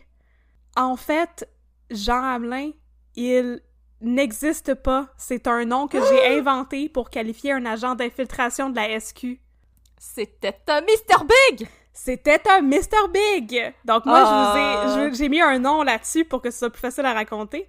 Mais il n'y a pas de Jean Hamelin. Il y avait un agent de la SQ, dont le nom, bien sûr, n'a jamais été divulgué, qui, pendant 1 an, a fait croire à Jonathan Bethesda qu'il était son ami, pour passer du temps avec lui puis amasser de l'information sur lui. Puis là, Jonathan Bethesda, c'était comme « Reprends-le, ton collier de best friend! » Ouais! Je peux! Ouais! Ah, les Mr. Big. Fait que là, la vérité, c'est que Depuis que Jonathan Bethes a refusé de passer son polygraphe en 2007, la police le suit. Il y a de la filature, mais aussi de l'écoute électronique, sur Jonathan Bethes et ses proches. Oh my God! Ouais. Il y a des micros chez tout le monde, puis il enquête tout le monde, y compris ses parents, puis certaines de ses anciennes conjointes. Pendant des années, la SQ accumule des preuves, parce que entre l'été 2007 puis l'été 2009, où ils ont commencé à faire leur Mr. Big, il y a bien du temps. Fait que pendant 2 ans, ils accumulent de l'information, des preuves, des indices, des théories. J'ai pas réussi à lire, bien sûr, les rapports de la SQ parce qu'il y en a pas dans la police, tu sais. Mais voici ce que j'ai réussi à dénicher. Dès que Bethes est dans la mire de la SQ, qui va commencer à le suivre, certains membres de son entourage et lui, ils vont keep tabs on him, tu sais. Puis entre 2007 et 2009, Jonathan Bethes est vu au volant de 5 véhicules différents, mais aucune Acura TSX rouge, par exemple. Fait qu'il change constamment de char. Ah non, il l'a vendu aux États-Unis. C'est ça, mais selon un enquêteur qui a cherché dans le registre de la SAC des informations concernant le véhicule, la compagnie Emballage Bethes, elle a vendu l'auto, la Acura TSX, qui est en remisage pendant tout ce temps-là, le 13 mai 2008. Et Bethes a confié à un proche qui s'est débarrassé de la voiture en raison de la médiatisation autour de celle-ci, selon un article de Radio-Canada. Fait que là, ils suivent pendant longtemps pour essayer de retracer la voiture. La voiture a été vendue. Bon. Ensuite, il y a des proches qui sont interrogés. Même si Bethes refuse le polygraphe, la police arrive tout de même à parler à des connaissances et des anciennes conjointes de Jonathan Bethes. Ces différentes personnes le décrivent comme étant un homme, je cite, froid et peu démonstratif. Fin de la citation. Un ex-collègue ainsi qu'une ancienne copine témoignent aussi de son comportement à tout le moins méprisant envers ses propres parents. Une autre ancienne copine raconte aussi à la police que, dans la famille Bethes, l'histoire de Cédrica Provencher était connue sous le sobriquet, et je cite, « le dossier rouge ». Fin de la citation. Oh non, non, non, non, non, non, non, non. Dans la famille, il y avait leur petit surnom pour l'histoire de Cédrica Provencher. Non, non, non. Les informations avancées par la SQ lui permettent aussi d'espionner le compte Facebook de Jonathan Bethes et d'obtenir l'adresse IP de son compte Facebook, de son ordinateur, en fait. Et ce que la SQ découvre est alarmant. Les adresses IP, les différentes adresses IP utilisées par Jonathan Bethes auraient été utilisées pour consulter ou télécharger des fichiers de pornographie juvénile de 2009 à 2013, à partir du moment où il commence à vraiment checker ce qu'ils font sur son ordinateur. Un policier qui a, à mon avis, la pire esti de job, avait pour responsabilité de prélever un échantillon des fichiers de pornographie juvénile. Et il a rapporté que la majorité des fichiers montrent des jeunes filles âgées entre 3 mois et 12 ans, en train de subir des agressions sexuelles ou dont on montre les parties génitales. Non! Les policiers qui sont sur l'escouade de pornographie juvénile, oh my god. Oh my god. Je comprends pas comment ils font ça. Oh. Fait que là... On vous salue. L'affaire, c'est que pendant tout ce temps-là, la SQ enquête, puis personne ne connaît l'identité du suspect. Son identité va être révélée par l'émission Enquête, qui fait un reportage sur l'histoire de Cédrica Provencher en 2012 et donne pour la première fois au public le nom de Jonathan Bethes. Oh my god. Et là, cette année-là, pour la 2e fois, la SQ lui demande de passer un polygraphe et pour la 2e fois, il refuse. Et puis là, on passe à l'année 2015. On est rendu en décembre 2015. Le 11 décembre, 3 chasseurs, Sébastien Lupien, Martin Lantier et Pascal Lantier, sont en train d'arpenter les bois dans le secteur est de Trois-Rivières, près d'une voie de desserte de l'autoroute 40. Et là, les chasseurs font une découverte macabre. Des ossements humains. La Sûreté du Québec est aussitôt appelée sur les lieux. La Sûreté sur le coup refuse de se prononcer. Ça semble faire longtemps que les restes sont là, vu leur état, puis ça peut être difficile de spéculer sur l'âge, le sexe, par exemple. L'âge ou le sexe ou l'origine de la personne qui est décédée. Alors, les restes sont acheminés au Laboratoire des sciences judiciaires et de médecine légale de Montréal. Et le lendemain, en soirée, une annonce officielle est faite. Les restes ont été identifiés comme appartenant à la petite Cédrica Provencher. La SQ demande donc une 3e fois à Jonathan Bethes de se soumettre à un test de polygraphe, mais celui-ci refuse encore. Alors, en août 2016, la SQ rend visite à la mère de Bethes pour lui demander de convaincre son fils de passer un polygraphe. La famille, à ce stade-ci, fait parvenir une mise en demeure à la SQ pour que la police cesse d'entrer en contact avec elle. Et là, coup de théâtre, le 29 août, la police procède à une perquisition chez Emballage Bethes à Trois-Rivières. Elle procède aussi à l'arrestation de Jonathan Bethes. Les 6 chefs d'accusation qui pèsent contre lui couvrent la période allant du 4 novembre 2009, pendant qu'ils étaient en train de faire leur Mr. Big, là. C'est là qu'ils avaient obtenu leur mandat. Donc, du 4 novembre 2009 au 30 septembre 2013, voici les accusations. Avoir rendu accessible de la pornographie juvénile, avoir eu en sa possession en vue de la transmettre, de la rendre accessible, de la distribuer, de la vendre ou de l'exporter de la pornographie juvénile, avoir accédé à de la pornographie juvénile. Ouais, ça, c'est illégal. Ouais, et avoir eu en sa possession de la pornographie juvénile. Donc, d'en avoir eu en sa possession, d'en avoir consulté, d'en avoir possiblement distribué. En plus d'avoir déposé une caution, donc il a payé une caution pour sortir de prison, pour être libéré, Jonathan Bethes doit se soumettre à quelques conditions. D'abord, il n'a pas le droit d'utiliser de matériel informatique autre que celui de son lieu de travail, et il n'a pas le droit de se trouver en présence d'un enfant de moins de 16 ans. Dans toute cette histoire, il n'y a pas de mention de Cédrica Provencher. Mais il y a beaucoup de monde qui y pense, par exemple. Puis il y a beaucoup de monde qui en parle dans les journaux, puis qui font des spéculations. Le procès contre Jonathan Bethes pour possession de distribution de pornographie juvénile commence en juillet 2018. Alors, la Couronne diffuse un document de preuve concernant leur enquête sur Bethes et le Mr. Big. Le document fait plus de 800 pages et est diffusé avec l'accord des 2 parties, mais sans que le juge soit au courant. Ah! Donc, ce qui est arrivé, c'est que la Couronne a diffusé ça auprès des médias. Mais ça prend une permission pour ça? C'est ça, une permission qu'ils n'avaient pas. Ah. Le document fait état de l'enquête exhaustive qui a été menée à l'égard de Jonathan Bethes, mais aussi des preuves qui pèsent contre lui. Par exemple, on apprend que la police a fait exprès de médiatiser tous les aspects de l'enquête et les déroulements de celle-ci pour mettre de la pression sur la famille Bethes et inciter Jonathan Bethes à passer un maudit polygraphe. Fait qu'à partir du moment où il suspectait, c'est pas pour rien que le nom de Cédrica restait dans le journal. C'est parce qu'il voulait... Il montait le feu, là. Ouais. Il resserrait l'étau. C'est ça qu'il faisait. Toujours pour l'inciter à passer le polygraphe qui n'a jamais passé. Fait immédiatement, la diffusion de ces documents dans les médias, qui n'ont pas été diffusés intégralement, mais je veux dire, les médias ont eu accès à ça puis ils ont diffusé une partie de la preuve, ça a créé un gros malaise parce que justement, le juge n'avait pas donné son consentement, mais aussi parce que les documents faisaient des liens explicites entre la mort de Cédrica et leur enquête sur Jonathan Bethes. C'est à cause de la disparition de Cédrica que la police a commencé à enquêter sur Jonathan Bethes. Puis là, il est accusé pour d'autres choses, la pornographie juvénile, pas directement la mort de la petite fille ou la disparition de la petite fille, mais, ben, c'est ça, ça crée un gros malaise à cause de ça, justement. OK. Le lien, il n'existe pas pour vrai, dans le sens où Bethes est traduit en justice uniquement pour possession et distribution de pornographie juvénile, pas pour la disparition et le meurtre de Cédrica. Ouais. Donc, les médias sont immédiatement frappés d'un interdit de publication. Et le procès commence à l'automne. Malheureusement pour la Couronne, ces preuves ne sont pas exactement tangibles. En effet, la Couronne explique qu'elle n'a pas de preuves directes pour accuser Bethes d'avoir en sa possession de la pornographie juvénile, mais elle pense pouvoir arriver à convaincre le juge, Jacques Lacourcière, quand même.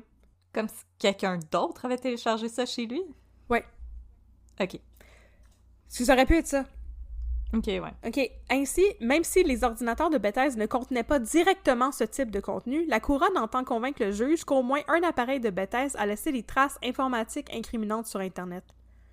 Donc, il y avait pas de porno storé directement sur ces ordi, mais eux autres voulaient essayer de convaincre le juge puis de prouver qu'il avait quand même accédé des sites de pornographie juvénile. Comme en retraçant son historique. Genre, des choses comme ça. Fait ils ont des preuves comme circonstancielles, mais pas vraiment de preuves directes. Fait que Bethes, bien sûr, plaide non coupable. Son avocat va tenter de démontrer quant à lui que la police a usé de méthodes abusives en fouillant ainsi l'ordinateur de Bethes. Parce que, bien sûr, les mandats qu'ils ont utilisés pour faire ces perquisitions-là, ils les ont obtenus à cause des doutes raisonnables soulevés par le comportement de Bethes pendant le Mr. Big. Et, justement, ben les Mr. Big, c'est très contesté, on en a parlé. Ouais, c'est à la Couronne de prouver que ce qu'ils ont obtenu, c'est bon. C'est pas à la défense de réfuter la preuve. C'est ça. Donc, le verdict du procès est rendu le 12 octobre 2018. Jonathan Bethes est acquitté de toutes les accusations qui pesaient contre lui, et les mandats qui ont été employés par la police pour faire des perquisitions sont déclarés illégaux par le juge. Ainsi, toutes les preuves amassées contre Jonathan Bethes sont déterminées illégales, puisqu'obtenues illégalement, et ne peuvent pas être utilisées pour des poursuites futures. Selon le juge, l'enquête parallèle sur la pornographie juvénile avait été déclenchée sur la base d'une intuition des policiers. Ils soupçonnaient que Bethes était lié à la disparition de Cédrica, et donc, il soupçonnait qu'il était possible qu'il consomme la pornographie juvénile, mais le lien est très ténu. C'est dans ce contexte que les policiers avaient procédé sans autorisation judiciaire à une demande auprès de Facebook pour obtenir la liste des adresses IP utilisées par Jonathan Bethes. Fait qu'ils avaient un petit peu bypassé le DPCP. Ils n'avaient pas obtenu de mandat de la Direction des poursuites criminelles et pénales pour faire ça. Ils avaient contourné ça parce qu'il y avait un doute raisonnable sur les habitudes de consommation de pornographie de Jonathan Bethes. Donc, il n'y avait pas de preuves claires ni fondées pour étoffer leur demande, ce qui a détruit complètement la légalité de leur démarche. Dans son jugement, le juge Lacourcière ne se gêne pas pour blâmer les policiers. Il a dit, et je cite, « Le tribunal peut comprendre les difficultés auxquelles les policiers sont confrontés dans le cadre de certaines affaires criminelles.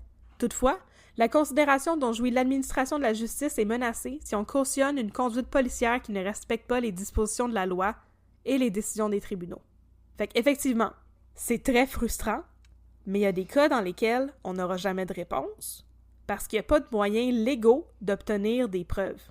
Oh. Puis il faut respecter cette justice-là aussi, il faut respecter cette légalité-là. Oui, parce que ça pourrait mener à des fausses arrestations. Absolument. Je comprends, je suis fâchée. C'est terrible. Je comprends. C'est une épée à double tranchant, là. C'est vraiment, c'est vraiment pas le fun comme situation. On arrive à la fin. On ne saura jamais ce qui est arrivé à la pauvre petite Cédrica Provencher. Mais par contre, on sait ce qui est arrivé à Jonathan Bethes parce qu'en 2019, il a intenté une poursuite de 10 millions de dollars contre la Sûreté pour avoir, et je cite, « tout fait pour que la population croie que Jonathan Bethes était un pédophile et un meurtrier ». Ce montant vise non seulement à couvrir les dommages causés à la réputation de M. Bethes et de ses parents, mais aussi les pertes encourues à la suite de la vente de l'entreprise familiale Emballage Bethes. En effet, depuis l'arrestation de Jonathan Bethes, la réputation d'Emballage Bethes en a pris une claque, et à la suite de l'arrestation, plusieurs clients de l'entreprise avaient décidé de changer de fournisseur, ce qui a plongé l'entreprise dans une crise financière. Il ne restait plus que 6 employés sur les 20 que comptait l'entreprise de Trois-Rivières lorsque celle-ci a annoncé sa vente à Solutions Sherby, une entreprise de Granby. Pas de Sherbrooke. Non, Solutions Sherby, une entreprise de Granby. Je sais pas. Donc, c'est ça, la compagnie a été vendue presque à perte parce que la réputation de Jonathan Bethes a été ternie. Jonathan Bethes ne travaille plus depuis et il est prestataire de l'aide sociale, ce qui peut pas travailler parce que sa réputation est complètement scrap. Il a reçu beaucoup de menaces et a été victime de vandalisme comme ses parents. Leurs maisons respectives ont été recouvertes de graffitis et on a lancé des œufs sur leur domicile. La cause contre la SQ ne sera pas entendue avant 2022 en raison de la pandémie, mais aussi en cause de la complexité du dossier, parce que le dossier remet en cause le travail de plusieurs policiers de la SQ, mais aussi des hauts gradés, comme Martin Prudhomme, le directeur de la SQ. Et c'est sur cette note très frustrante et en queue de poisson que se termine l'histoire de Cédrica Provencher.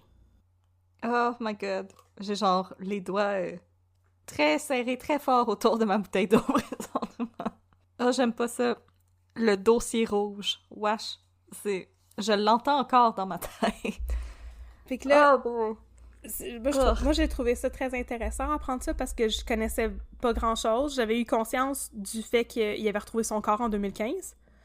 Puis moi, je trouve que s'il y a une chose qu'on peut dire, là, qui est vraiment de la spéculation, là, mais le corps était assez détérioré pour qu'on en conclue que ça faisait longtemps qu'il était là. J'espère qu'elle est morte rapidement. Bon, c'est tout ce que je souhaite là-dedans, parce que c'est ça. On espère que ça s'est passé très vite puis qu'elle a pas souffert. Je pense que c'est le mieux qu'on peut espérer par rapport à cette affaire-là, mais je dois avouer que moi aussi, par contre, après un certain seuil, je savais plus vraiment qu'est-ce qui s'était passé dans cette affaire-là. J'avais entendu dire qu'il y avait un suspect, mais moi aussi, comme éventuellement, j'ai arrêté de suivre, là, parce que, oui, avant, il y avait des articles à tous les jours, puis à un moment donné, ça s'est espacé, puis là, quand c'est revenu, j'étais plus vieille, j'ai moins suivi, mais merci pour ça, parce que moi, je savais même pas, en fait, qu'il y avait eu un Mr. Big pour essayer de la retrouver. Ben, merci, Catherine, c'était pas des recherches le fun, non. Mais merci d'avoir fait ça pour nous. C'était quand même une histoire super intéressante à suivre, puis je pense que tu l'as très bien raconté avec ta sensibilité que j'aime tant. Je trouve que oui, c'est super intéressant, puis l'affaire, c'est qu'il y a beaucoup de choses, il y a beaucoup de morale à cette histoire, ne serait-ce que c'est vraiment important quand t'es un policier que tu travailles comme du monde, puis que tu coupes pas les coins ronds, parce que ça a coûté à la SQ toute leur chance de faire la lumière sur cette histoire-là. Puis ça devait être épouvantable pour eux d'apprendre, quasiment 10 ans plus tard, là, que les 800 pages de documents, c'est beaucoup, que toutes les preuves circonstancielles, tu sais, tous leurs doutes et tout, qu'ils pouvaient rien faire avec ça parce qu'ils s'étaient mal pris pour obtenir l'adresse IP en bypassant le système puis en obtenant pas de mandat. C'est peut-être parce qu'ils s'étaient fait refuser un mandat, on ne sait pas. Tu sais? Mais c'est ça, je pense qu'il y a des morales intéressantes là-dedans. Là. Il y a des cas comme ça où est-ce qu'on pourra jamais aller au fond de l'histoire parce que les techniques policières qui ont été utilisées sont comme pas réglementaires, puis ça fait que on frappe un mur, là, à un moment donné, dans les procédures judiciaires. Ouais, parce que comme, si vous vous rappelez, pour Christine Lepage puis Alain Perrault, qui sont nos autres cas où il y a eu des Mr. Big, il n'y avait pas juste le Mr. Big. Dans le cas de Christine Lepage, il y avait aussi le pire portrait robot de l'histoire des portraits robots et l'empreinte digitale qui avait été retrouvée sur un doigt dans la demeure de Julien Bessette. Puis pour Alain Perrault, il y avait aussi les preuves de la voiture qui avait été retrouvée, qui était recouverte de boîtes, et les témoignages aussi de gens qui l'avaient vu se promener avec l'air sauce. Au moins, il y avait ces preuves-là. Avec l'air très sauce, je pense que ça, c'est des preuves directes. Là, au moins, dans ces cas-là, il y avait ça, mais là, malheureusement, ici, on voit que les liens n'étaient pas toutes là. Non, les liens n'étaient pas toutes là, puis... En tout cas, on n'est pas... C'est pas à nous de remettre en question, justement, les méthodes de la SQ, mais, je veux dire, miser sur l'histoire de gambling de Jonathan Bethes pour peut-être, éventuellement, y soutirer des informations, je suis pas sûre que c'était la meilleure façon de procéder. Je sais pas trop pourquoi c'est ça qu'ils ont fait, mais il y a eu beaucoup d'argent qui a été gaspillé dans cette histoire-là. Ça a duré des années. Ça coûte très cher, les Mr. Big. Ça coûte super cher, un Mr. Big. Puis en plus, ils sont allés au grill, qui était 3 signes de piastres. 3 signes de piastres, 5 étoiles sur Yelp, là, on n'y est plus. On n'y est plus pantoute. Fait que, ouais, c'est super intéressant. Puis je vais juste mentionner une chose en terminant. Toutes les personnes à qui j'ai dit que j'allais parler de Cédrica m'ont dit « Ah oui, au début, tout le monde pensait que c'était son père qui avait fait ça. » Puis ça m'a jeté à terre parce que j'ai vu ça dans aucun article de journal qui avait des doutes sur Martin Provencher. Mais j'ai trouvé ça très intéressant d'apprendre que, pour vrai, c'est comme une quinzaine de personnes différentes qui m'ont dit ça. Ah ouais, tu sais, c'est son père. Y compris moi. Y compris toi! Puis je trouve ça super intéressant parce que ça montre aussi qu'il faut faire vraiment attention dans ce qu'on dit parce qu'il y a absolument rien qui indique que Martin Provencher est impliqué là-dedans d'une quelconque manière, là. Non, puis dans les témoins de départ que tu nous as nommés, il est même pas là-dedans. Non. Lui non plus. Non, mais apparemment, dans l'opinion du public, il était comme un suspect potentiel. Ouais, puis le trial by public, c'est pas non plus mieux que la police qui fait des coins ronds. Faut faire attention à ça aussi. Ça l'est pas. Faut faire vraiment attention, puis je peux pas imaginer à quel point ça doit être épouvantable. Si ta propre fille se fait kidnapper, puis le monde pense que c'est toi qui l'as tué, puis t'as rien à voir là-dedden. Ah, mon doux! C'est horrible. Fait que je voulais le mentionner quand même parce que justement, il y a peut-être des gens qui ont écouté l'épisode et qui ont dit « Mais voyons, il me semble que Martin Provencher... » Non, Martin Provencher, il a jamais été officiellement considéré comme un suspect, en tout cas pas dans ce qui a transparu dans les journaux. Jamais. Non, j'ai l'impression que c'est comme une rumeur qui est comme commencée au début, mais qui est morte assez rapidement quand la SQ a fait comme « Non, il est pas pantoute dans notre mire, là, guys. Ouais. On a l'auto. » Comme l'affaire de la Ford Aerostar, là, de la minivan qui avait pas rapport avec rien, finalement. Puis la piste de l'auto avec la plaque du Nouveau-Brunswick. Oui! Ça m'a brisé le cœur. Ouais, je sais, c'est pas mal épouvantable. Mais bon, c'est ça. Comme je l'ai dit, je trouvais que c'est important d'en parler parce qu'il faut justement faire mémoire pour Cédrica. Puis ça a été un cas qui a été justement excessivement médiatisé puis qui a vraiment changé la manière dont on parle des kidnappings. Tu sais, ça avait jamais été... Les médias avaient jamais été investis de même, là, à part pour l'histoire de Cédrica. C'était vraiment quelque chose de phénoménal. Là, ils sont allés voir Claude Poirier puis tout, puis c'était... En tout cas, ça a été super gros comme histoire, puis malheureusement, on n'en connaîtra jamais le fin mot.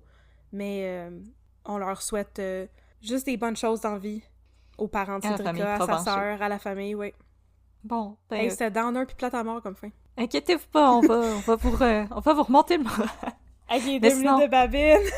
Avant de passer aux 2 minutes de babine, on va vous rappeler que pour nous suivre sur les réseaux sociaux, nous sommes sur Facebook, @unpeudcrime sur Instagram, @unpeudcrime dans ton café. Vous pouvez nous écrire pour nous recommander du café, des cas, ou juste pour nous dire un petit bonjour. On aime toujours ça avoir de vos nouvelles. Vous pouvez nous écrire unpeudecrime@gmail.com. Si vous aimeriez vous procurer de la marchandise, un peu de crime dans ton café, pour advertise dans votre vie de tous les jours, votre podcast préféré. Ou juste parce que vous n'avez pas de contenant dans lequel boire du café, ça existe. Oui, Ça fait mal dans les mains du café bouillant. Aïe donc. Aïe. Alors, vous pouvez vous rendre sur notre boutique Etsy, donc etsy.com/shop/un peu de crime. Tout est là. Vous pouvez prendre ce que vous voulez. Toute notre marchandise, elle est faite au Québec en partenariat avec les confections Jolies que l'on salue et que l'on remercie pour faire une job aussi exceptionnelle avec nos funky designs. Alors sinon, si vous n'aimez pas ça, District 31, parce que comme moi, vous êtes en tabarnache depuis que Poupou nous a quittés, c'est correct. On vous dit à dans 2 semaines pour un autre épisode de Un peu de crime dans ton café. À très bientôt. À très bientôt. Et sinon, pour les autres, restez parmi nous parce qu'on va vous parler de District 31 dans nos 2 minutes de babine. 2 minutes de babine.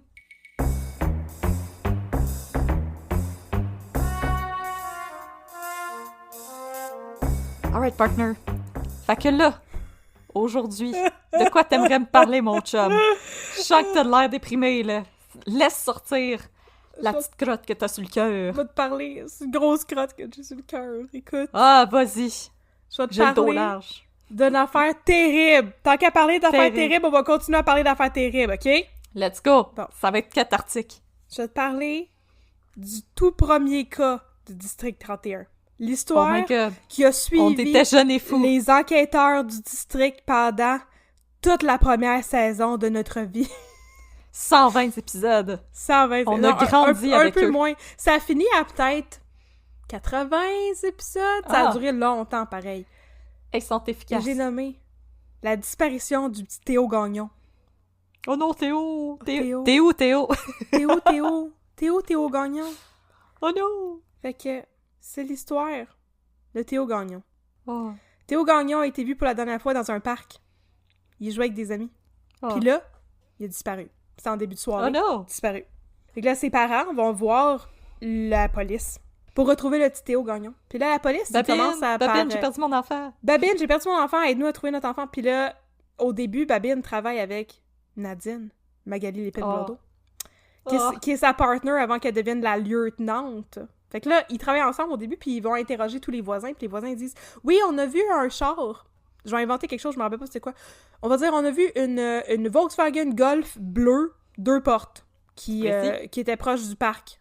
Puis là, ils se disent « Ah, ben sûrement que notre suspect a une Volkswagen bleue 2 portes. » Fait que là, ils ratissent tous les registres de Volkswagen bleu 2 portes et ils trouvent une couple de personnes qui en ont, tu sais. Fait que là, ils commencent à les interroger, tu sais.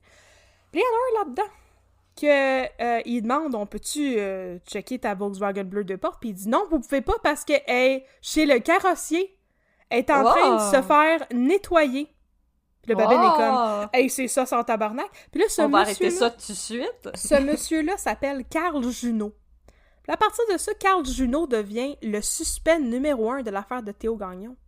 Fait que là, quand éventuellement la partner de babine devient la lieutenante, puis là, le commandant Chiasson, toujours aussi sympathique, il dit « Hey, là, ça brette, l'histoire de Théo Gagnon, là, vous êtes poche en tabarnouche, puis il y a, dans un autre district, il y a un spécialiste des kidnappings d'enfants, on va le faire venir travailler avec vous autres. » Pourquoi tu l'as pas dit avant? Ce spécialiste est Bruno Gagné, Jean-Loup le hot dog du Val. Alors, il fait son arrivée après 10, 15, 20 épisodes, là, puis là, il devient le nouveau partner de babine. Puis là, les deux, ils finissent par trouver la voiture, tu sais, la voiture de Carl Junot. Elle finit d'être carrossée au décarrosseur, puis... Pick and span. Fait que là, il essaie de trouver les empreintes, puis il y a plus rien dedans. Puis il trouve absolument rien dans la voiture. Puis là, ils sont comme, hey, là, OK, bon, voiture, c'est bien beau, la voiture, mais, tu sais, c'est un alibi, là. On s'en fout qu'une voiture qui ressemble à la tienne a été vue dans le coin. Fait que c'est quoi ton alibi, Carl Junot? Fait que là, Carl Junot, il vient les voir pis il dit « J'ai un super bon alibi. » Il dit « Tiens-toi bien. Ce jour-là, j'ai joué un 18 trous de golf avec mes chums. » Hey, c'est long, ça. Il dit « On a commencé à 1h. » Fait qu'ils ont fini à, mettons, 8h le soir. Puis le petit Théo Gagnon, il était kidnappé à 7h. 7h30. Fait que, je sais pas là, alibi en train de frapper des balles. De béton. Mais là, quand ils creusent... Les inspecteurs se rendent compte que, en fait, il a pas joué un 18 trous. Il a joué juste un 9 trous. Fait que ça durait la moitié du temps. Oh my God! Fait qu'il était Plenty of time pour kidnapper plein d'enfants. Il était pas au terrain de golf. Fait que là, en fait, c'est des amis à Carl Junot qui le stole puis qui disent « Ben non, il a pas joué un 18 trous avec nous. Il a dit qu'il avait mal au ventre puis il est parti après 9 trous. » Il a mal au ventre. Il a mal au ventre, t'es écœuré. Il a mangé des bines. Après ça, ils se disent « Ah! On va demander à Carl Juno de passer un polygraphe. Penses-tu que Carl Juno, il a passé un polygraphe? » Non! Non! La réponse est non. Fait que ensuite, ils disent « Ben, qu'est-ce qu'on pourrait bien faire pour le coincer? » Puis là, ils ont une super bonne idée. Je sais pas c'est qui dit ça. Ça doit être... je pense que on va le pogner en arrière du meuble de l'imprimante! Yeah! Je pense que c'est peut-être... ça doit être Bruno ou quelqu'un de même. Il me semble que Babine n'est pas brillant comme ça pour avoir des idées de même, là. Mais... Ben non, il est brillant, Babine. Il y a quelqu'un qui a l'idée de monter un Mr. Big. On pourrait aller chez Party City s'acheter des moustaches. Là, ils montent un Mr. Big. Puis leur Mr. Big est copiloté pour une raison qui m'échappe totalement par des retraités de la police, dont Laurent Cloutier, donc du monde qui travaille plus pour la police, s'occupe de faire leur écoute électronique pour eux. Parce que ça leur opération Mr. Big est pas vraiment super legit. Fait que là, ils engagent un gars de la SQ qui se fait passer pour un créancier. C'est pas un créancier pantoute, c'est plus un Shylock. Est-ce que c'est Normand Auclair? C'est Normand Auclair, ouais. Fait que Carl Juno, il y avait un chum qui était un friand de pornographie juvénile. Et qui devait beaucoup d'argent avec. Yeah! Puis là, il est mort, ce gars-là. Fait que là, la police se dit, ben, on va monter un Mr. Big, puis on va aller voir Carl Juno, puis on va dire, regarde, ton chum, il est mort, puis il nous devait 35 000 $, faut que tu nous donnes 35 000 $, puis on va l'intimider, puis on va le forcer à parler de son implication dans le meurtre de Théo Gagnon. C'est comme ça qu'on va faire ça. Fait que là, ils engagent un gars de la SQ, là, ils font des tactiques d'intimidation. Là, à ce stade-ci, la police n'a plus le droit de confronter Carl Juno officiellement parce que la famille de Carl Juno ont déposé une injonction contre la police pour restreindre leur communication. Ils veulent plus y parler. Fait qu'ils sont obligés de passer par un Mr. Big, de faire une fausse affaire de pègre. Puis là... Jésus banane. On va arrêter ça tout de suite, l'histoire, pour dire que, oh my god, c'est exactement la même affaire qui s'est passée avec Cédrica Provencher puis Jonathan Bethes! Oh mon Dieu! La réalité dépasse la fiction! Oh. Écoute, je décroche totalement. Je vous compte même pas la fin de l'histoire de Théo Gagnon, ok? J'avais pas compris, moi, qu'en fait, Luc Dionne, il a rien inventé pantoute! Luc Dionne, il a pris tout ce qui s'est passé dans l'histoire de Cédrica, puis il a mis ça dans la première saison de District 31. C'est juste ça, il a rien inventé du tout. Ça m'a complètement choquée quand j'ai compris ça. Je ne connaissais pas l'histoire du Mr. Big de Cédrica. J'avais écouté la saison de District 31, puis là, plus je lisais, plus je me disais, hey, tous les détails concordent. La voiture, la libye de golf, le Mr. Big, l'injonction contre la police, le polygraphe. À un moment donné, dans District 31, ils vont voir la mère de Carl Juno pour la convaincre de se faire passer un polygraphe. Sauf que dans District 31, ils font vraiment du wishful thinking, puis ça finit par fonctionner. Ils finissent par trouver le tueur de Théo Gagnon. Ils ont fait comme un espèce de fairy tale spin sur l'histoire de Cédrica, parce que finalement, on était capable de résoudre l'histoire, ouais. Ah, merci, Luc Dionne! Yay! Fait que je voulais juste vous conter cette histoire pour vous dire que oh my god, Luc Dionne, il a rien inventé, pantoute. Il a juste fait un word search puis changé tous les noms. C'est ça. Puis c'est toute l'histoire que je vous ai racontée aujourd'hui. Vous écoutiez ça puis vous disiez, mon Dieu, mais c'est comme l'histoire de Théo Gagnon. Ce n'est pas un hasard à mon humble avis. Mais est-ce que je peux vous conter très vite la fin de l'histoire de Carl Juno? Ben oui. Finalement, son ami qui était mort, là, le gars qui consommait de la pornographie juvénile puis qui avait des dettes, là, c'est lui qui avait tué Théo Gagnon. Puis Carl Juno était accessory after the fact puis l'avait aidé à se débarrasser du corps. Puis à la fin de l'histoire, ils réussissent à arrêter Carl Juno parce que l'autre est mort, tu sais, puis ils l'envoient en prison puis Carl Juno se suicide. Il y a une vraie fin à l'histoire. L'histoire est vraiment conclue. Ça finit très dark, mais on sait ce qui est arrivé à Théo Gagnon, on a toutes les réponses qu'on cherchait, puis tous les gens qui étaient responsables du cas sont soit en prison, soit morts, ou tu sais. Il y avait d'autres personnes aussi qui étaient impliquées qui finissent par être en prison. Tout le monde en prison! Fait qu'il y a vraiment un cas, il y a vraiment une conclusion, en fait. Ce que Luc Dionne a fait, c'est qu'il a pris cette histoire qui était hyper médiatisée, puis la première saison de District 31, c'est quoi? 2016? 2015. 2015? Ben c'est juste en même temps qu'ils ont trouvé le corps, là. Ah, ok. Tu sais, c'est très étrange parce que toutes ces affaires-là, tu sais, c'est sorti dans les médias en 2018 quand il y a eu le procès de Jonathan Bethes, mais je veux dire, les détails sont vraiment très proches pour que ce soit une coïncidence, on s'entend. Fait que c'est ça, on dirait que Luc Dionne, on veut pas l'accuser de rien, a peut-être juste pris une histoire que tout le monde connaissait pour en faire la série policière la plus populaire du moment au Québec. Je trouve pas ça correct, je trouve... Le 2 minutes, c'est tard, mais je tiens à dire que dans la saison 5, aussi, Luc Dionne a repris un cas comme word pour word, mais qui s'était déroulé en Australie. Puis, encore une fois, il a vraiment massacré ce qui s'est vraiment passé. Puis ça m'a profondément enragée parce que c'était un cas vraiment très, très, très complexe et très nuancé par rapport à la violence faite aux femmes. Puis Luke Dion, il a pris ça, puis il a fait un gros « Ah, bitches be crazy ». Ouais, puis, mais les nuances... Réseaux sociaux be crazy. Ouais. Mais c'est ça, les nuances, il y a de la difficulté avec ça. Puis honnêtement, moi, je trouvais que c'était... Après avoir lu la conclusion de l'histoire de Jonathan Bettel, justement, puis savoir qu'il a poursuivi la SQ pour diffamation, je comprends pas que Luke Dion a été permis de faire ça, parce que dans l'histoire que lui présente, c'est évident que l'homme est coupable et qu'il était impliqué dans la disparition de Théo Gagnon. C'est un peu comme s'il sous-entendait que Jonathan Bettel était coupable et impliqué dans la mort de Cédrica Provencher. Tu comprends-tu? Me semble que c'est des zones de gris vraiment terribles. Comme je sais que pour les œuvres de fiction... Ouais, pour les œuvres de fiction, on peut se baser sur la réalité, mais là, je veux dire, me semble qu'on a peut-être traversé une ligne. Ben, on a traversé une dans le sens où, justement, il y a absolument aucune preuve qui prouve que Jonathan Bettel était lié dans ce qui est arrivé à Cédrica Provencher. On n'a pas le droit d'avancer ça comme théorie. Puis on n'a pas le droit de présenter ça dans les médias sous un autre nom, quand c'est très évident que c'est de ça qu'ils parlent. Ouais. Hey, la voiture, le golf, le Mr. Big, les dettes, toutes. La famille sous écoute, le polygraphe, les anciennes blondes, toutes les histoires, tous les détails que je vous raconte aujourd'hui, c'est présent dans la première saison de District 31, là. Vous écoutez ça, vous allez avoir un backlash de ce que je vous ai conté aujourd'hui. Vous allez comme, je le vois venir à 100 000 à l'heure, là. Tous ces choix-là, moi, j'ai trouvé ça très douteux. Puis j'ai pensé, une fois que j'ai commencé à rechercher Cédrica, que j'allais vous raconter la même maudite affaire qui s'était passée dans District 31. On recommence! Deuxième fois! On raconte les cas avec des noms différents. Et voilà, on raconte des cas avec des noms différents, puis on accuse officiellement quelqu'un dans notre émission sous un faux nom. C'est épouvantable comme pratique, on peut pas faire ça. Ben, y a pas une police de la télé ou je sais pas quoi? La police de la TV. La police de la TV va arrêter Luc Dion. Je sais pas, c'est parce que moi j'ai aussi un malaise pour la famille de Cédrica Provencher, qui a pas eu justice, là, qui ont pas eu de réponse, puis là, on arrive dans une émission, puis on présente comme une espèce de... Bon, c'est pas un fairy tale ending, là, c'est assez dark comme finale, mais je veux dire quand même, cette espèce de gros wishful thinking de non, regardez, la police, ils ont fait leur job comme il faut, puis on l'a arrêté, puis tout est correct, yay! Je suis mal à l'aise. C'était super malaisant parce que effectivement, dans District 31, la police a jamais tort, puis toute leur histoire d'avoir monté un Mr. Big illégal en faisant de l'écoute électronique illégale, tout ça est contourné par le fait que finalement, ils réussissent à convaincre la famille de Carl Juneau de passer un polygraphe, puis c'est ces preuves-là qui leur servent pour l'accuser. C'est pas l'écoute électronique illégale.